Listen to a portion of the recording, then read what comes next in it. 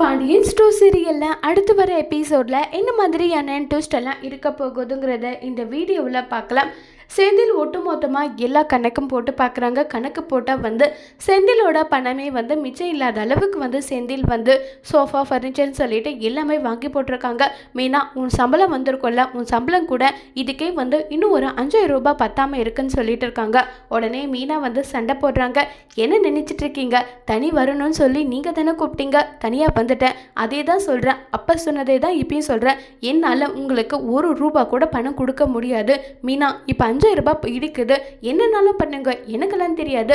இது எல்லாம் உங்களுக்கு இப்போ அத்தியாவசியமாக தேவைப்படுதா சொல்லுங்கன்னு சொல்லி கேட்குறாங்க.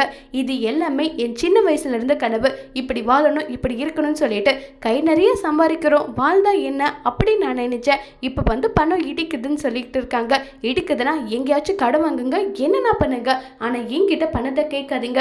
புரியுது மீனா? இப்படி எல்லாம் பண்ணால் மறுபடியும் என் குடும்பத்துக்கிட்டே போய் சேர்ந்துருவேன் நீ நினச்சிட்டு இருக்க. அது ஒரு நாளும் நடக்காது, நான் நடக்கவும் விட மாட்டேன்னு சொல்லிட்டு அங்கேருந்து கிளம்பி போகிறாங்க செந்தில். மீனா ஒரு பக்கம் ரொம்பவே கோபத்தில் இருக்காங்க. இப்போ செந்தில் ஒரு பக்கம் ஏகப்பட்ட கடனாக வாங்கி வச்சிருக்காங்க. இது எல்லாம் செந்தில் எப்படி அடைக்க போகிறாங்கங்கிறத வரப்போகிற எபிசோடில் வெயிட் பண்ணி பார்க்கலாம். தேங்க்யூ.